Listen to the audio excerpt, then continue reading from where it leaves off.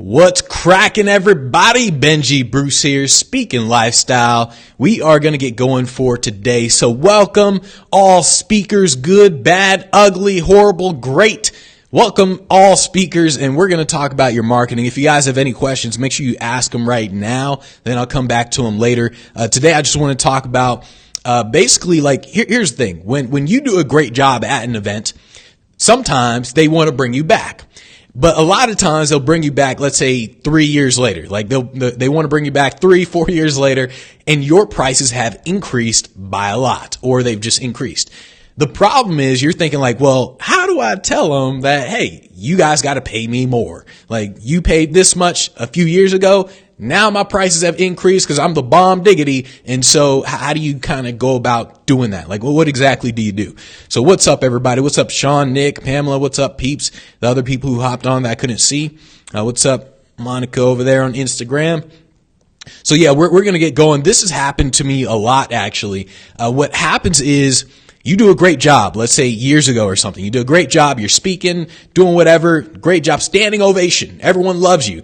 Then all of a sudden, 3-4 years go by, 5 years go by. Hey, even 6-7 years go by. They contact you and they say, oh yeah, I remember we had you at our event. I don't know if you remember me, but we'd love to bring you back for this year. And what usually happens is, or what doesn't usually happen is, you don't usually get hired year after year. Like, you don't usually get hired this year and then they immediately bring you in for next year. And the reason for that is not because you suck or anything. In fact, it's just because they just want to bring in somebody new for the next year. That's all it is. I mean, literally imagine if you're throwing a party.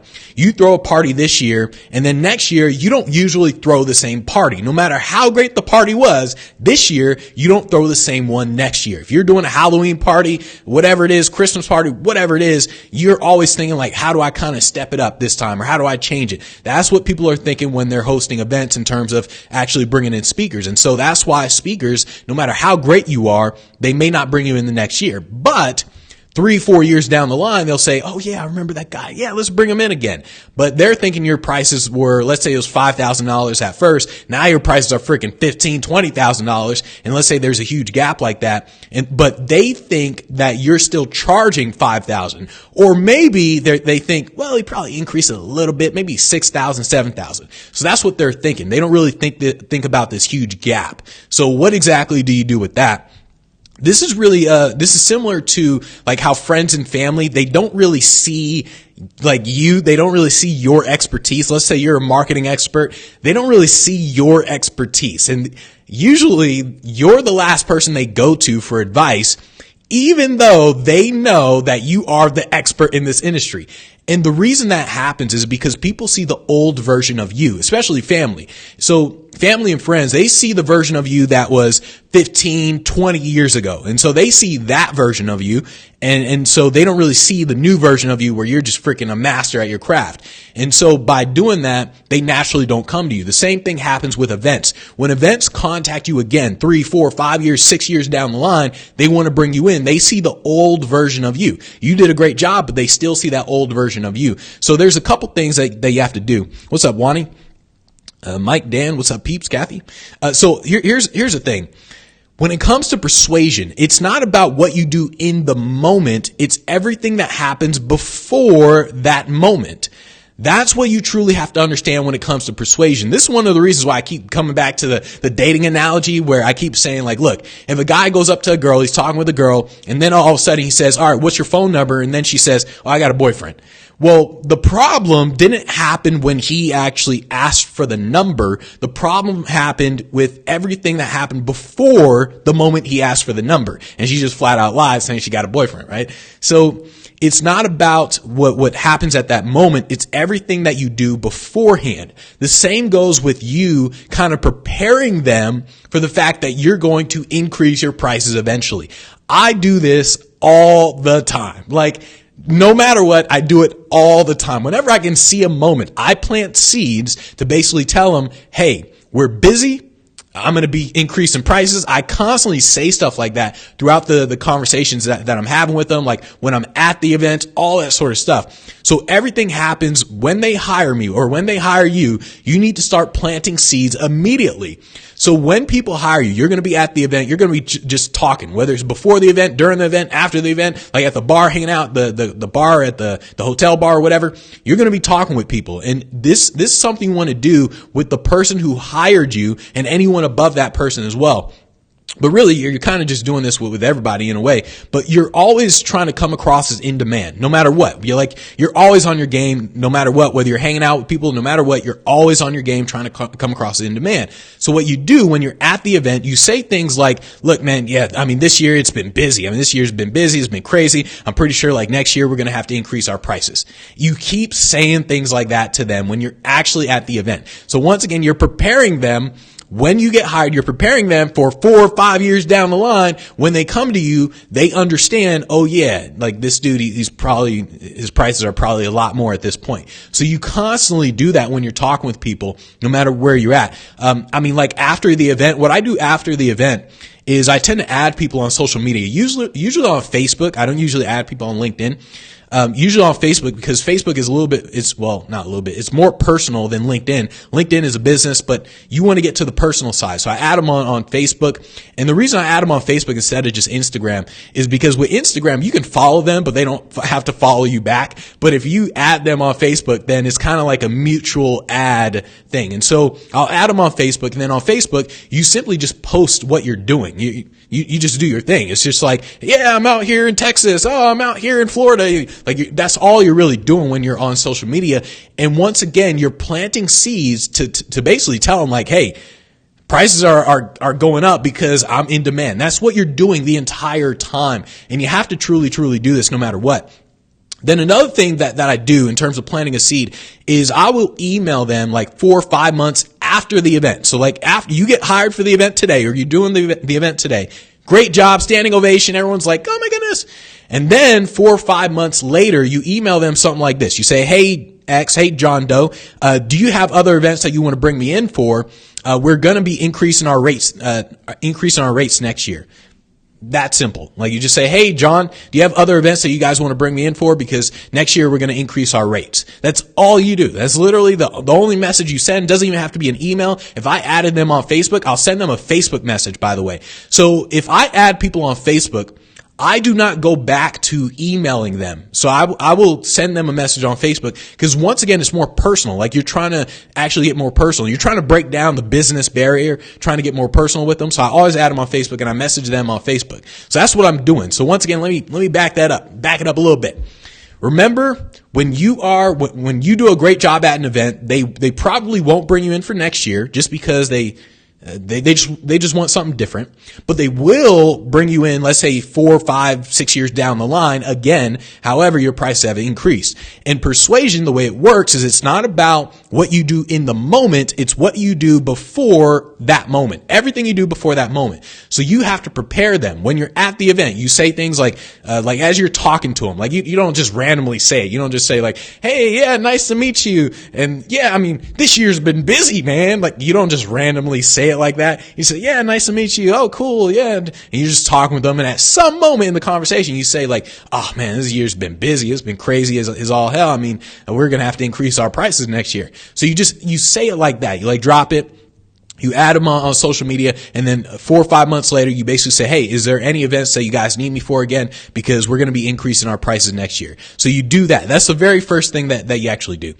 Then in terms of actually, when people come to you and actually increasing your prices after you've been hired for the event, what you have to do all the time is you have to actually get busy. Like you literally got to get busy. You can't fake this. You actually have to do outreach. You have to reach out, cold email, cold call, whichever one you want to do. I prefer cold email. It's more effective and efficient. But you have to actually reach out to people, actually get busy. Because when you're busy, you are no longer dependent on anyone saying yes to you. You have all these opportunities coming to you. So if an old client comes to you and they say, "Oh yeah, we loved you. I don't know if you remember me. We had you like 5 years ago at the Hilton. I don't know if you remember that, but we want to bring you in again, and our budget is $5,000 again." Well, if you have all these other events that are paying you $15,000, $20,000, you can easily say to them, "I'm sorry, I can't." Like you can easily do that. On the other hand, if you're not busy, if you're not doing any work, if you're not actually doing outreach, you can't say that. You'll sit there and you'll be desperate for it. So you got to make sure that you're actually busy. And by the way, guys, if you have any questions, make sure you ask them now, because when I'm done with this in just a second, I'm going to see if there are any questions. If there aren't, then we're done for the day. So just remember that you actually have to get busy. Like, that's basically the key to everything. So your website, like when you get busy, get busy. When you get busy, your website has to actually demonstrate that you're in demand, meaning the social proof, the pictures, the videos, all that sort of stuff. When people go to your website, they should ultimately be thinking, they should be looking like, damn, this dude, he's doing really well. So what happened is, think about it like when you see an old high school friend or something. So let's say you're 30 years old. You see an old high school friend, and now you see them when they were in high school versus where they are now, and you see this big difference. Like, oh man, the person's extremely successful, or oh, they're now a scrub or whatever. But you see a big difference. Because you didn't see it happen gradually. And so that's what happens when people see your website when they hired you 4 years ago and when they hire you now, which is why you're always improving your website with the social proof. So when they saw it a while ago and then they're like, okay, cool, they hired you. Then they see it now. They should literally see it now and say, damn, this dude's big time now. That's kind of the response that they should have. Like, dang, wow, he blew up. That's literally the response they should have when they're looking at your website again, because they're not going to keep looking at your website. They're going to see a big difference. Once again, it's very similar to if you see someone in high school who was chubby, and then all of a sudden at 30 their fit is all hell. Like, you see the big difference. You're like, whoa, damn, you got swole as hell, right? And so that's very similar with your website in terms of how people see that. And that's the response you need to get. They're like, damn, wow, you weren't kidding about getting busy. Like, damn, you were all over the place. That's great. And so that's the response that you have to get from people in terms of you're actually getting busy, actually improving things. Now, here's the thing. I almost didn't create this Facebook Live. I almost didn't create this just because when an event comes to you and you charge them, let's say $5,000 before, now your prices have increased to a point where it's $15,000, $20,000, and they come to you and they say, look, we got a budget of $5,000. We loved you 4 or 5 years ago. We want to bring you in again, but our budget, it's only $5,000 again. At this point, once again, you have to be okay with losing a gig. You have to say to them, like, all right, fine. I'm sorry. Like, it's $15,000. You got to be okay with losing a gig. Or what you can do is you can simply think about, what else can I get? That's how you have to think. Like, what else can I get if I go down? Like, if you're at $15,000, you go all the way down to your previous prices 4 or 5 years ago. You have to think, well, what can I get? Like, is their event bigger? Can I get all this video footage where they have a crowd of 5,000 people? Well, if they had that crowd, then they'd have more than $5,000. But still, you think in terms of, like, can you get video footage? Like, maybe there's good video footage. Whatever you do, don't get caught up by when people say, but you'll get exposure. Like, never get caught up in that. When someone says you'll get exposure, ignore everything they just said. Yeah, there's going to be a lot of great people there. You're going to get a ton of exposure in our company. Just don't get caught up in that. What you have to do, though, is you do want to pay attention to the connections when they say that. So when they say you'll get exposure, you say, well, who exactly is going to be there? Like, who exactly would be able to hire me? That's literally what you say. They say you'll get exposure. You say, well, who exactly is going to be there? Is the CEO? What do you mean in terms of get exposure? Then they'll kind of expand a little bit. They'll say, well, the CEO is going to be there. And obviously the CEO, she's in charge of the big event that happens throughout the year where they bring in like all the employees, freaking 10,000 employees. And so you want to get very clear about who's going to be there. And then more importantly, get very clear about how you're going to meet them. I can't stress that part enough. it's one thing for someone to be at the event that you're going to get exposure to. It's one thing for them to be there. It's another thing for you to meet them. So it's really important that you say like, all right, so, would you be able to introduce me or what? So that's how you really want to say it. They say, you're going to get exposure. And then you go, well, like exposure to who exactly is going to be there? So, well, the CEO is going to be there and all that. And then you say, okay, well, would you be able to introduce me to him? Or like what's your connection with them? And if they say like, well, I don't really know him all that much. So at that point, you kind of say like, I don't know. And so once again, you're simply thinking about, the way you want to do networking is you want to get specific about who you network with. This is my problem with people who talk about networking. Like, you just got to go out and network. That's the dumbest way to network. Absolutely the stupidest way to network. The way you network is you got to be very clear about who you want to network with and why you want to network with them. That's how networking really works in terms of being very strategic about it. So when people say the exposure thing, that's kind of what you do. It's more like, how will you meet them and who are you going to meet?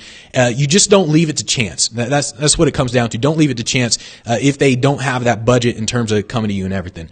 And then also think like, how big is the difference between their budget in terms of what they paid for you in the past versus what you're charging now? If it's a big difference, like $5,000 and $20,000, then yeah, you're probably going to have to lose a gig. If it's, let's say, $5,000 and then, I don't know, now you're charging $8,000 and it's not that big of a difference, you can lower your price and you can say like, well, as long as you guys let me record, then yeah, I'll do it, or something like that. You can also think in terms of, if you're not busy, like if they contact you and it's a month away and you're not busy, you can do it anyways. This is what I liked about a magician friend of mine, where he was actually saying, he was like, he normally charges, let's say $5,000. But he said he'll still do a show for $500 if he's not busy. Like he's like, if they contact me and it's freaking 3 weeks away and I'm not busy, I'll just do it. And so that's what I liked about him, because he kind of removed his ego from the equation, where he's like, well, I'll just do it anyways. I don't care. And so if you want to do that, you can, obviously, but that's kind of up to you. Ultimately, the reason why I almost didn't create this video, this Facebook Live, is because when an event comes to you and your price is very different from what you charged them before versus what you charge now, ultimately it comes down to, do you want to do it or not? Like, that's what it really comes down to. It's like, well, do you want to decrease your rates or do you not? That's really what it comes down to. You have to learn to move on, no matter what, because you don't get better to stay the same. Like when you improve, you're not improving to stay where you are. This is one of the reasons, like, when people say things like, oh, you've changed, your response should be thanks. Like, it's not a bad thing. When people say, oh, you've changed, you're like, thanks. Like, I didn't work this hard to stay the same. And so that's kind of what you have to think about when events come to you 4 or 5 years later and they want to hire you again. You didn't do all that work, all that hustle, all those cold emails. You didn't do all that just to stay the same. You didn't do all that just to charge what you charged 4 or 5 years ago. So you have to be willing to lose the gigs no matter what. I mean, you have to understand that if you want to charge more, or when you charge more, you're going to enter a new market.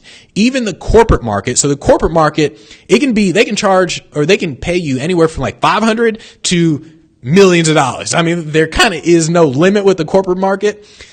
But there is kind of like markets within the corporate market, kind of like price ranges within the corporate market. So if you're charging 500 to, let's say, 5,000, that's one market, and then 5,000 to, let's say, 15,000, then 15,000 to 30,000, and 30,000 up, that's more like the celebrity status thing. So it's almost like there's different markets within the corporate market. So when you increase your price, you have to understand that you're basically jumping into a new market, and you have to let the other ones go. That's what you truly have to understand, in terms of when people come to you kind of saying like, hey, yeah, I know we hired you 5 years ago and we only have $500, and I know you charge $20,000 now, but can you please do our event? You're like, I'm sorry, I didn't work this hard to stay the same. So that's kind of what really happens. Let's see if there were any questions. If there aren't, then I guess we are good to go. So let's see. He said wine usually gets better with age. So does the fee. Yes, indeed. So you said got a gig at WeWork. Nice. My first big recognizable brand. Cool. Perfect. Let's see. You froze. All right. Cool. Well, I hope I unfroze. I mean, All right, so I guess we are good to go. No questions there. No questions there. All right, so we are good to go for today. So I will see you guys, next week, I believe. So I'll see you guys next week. Remember, Speak Pro Academy members, for all you members who have a call scheduled, make sure you call that number on time. If you're literally a couple minutes late, then the phone number will not work. So remember, call that number on time. If you're not a Speak Pro Academy member and you want my help, go to speakproacademy.com and then I'll help you guys get on stages. So thanks everybody for showing up. I will see you guys next week. Take care, everybody. Adios. I don't know how to say bye in other languages. Adios. Bye. See ya. Toodles.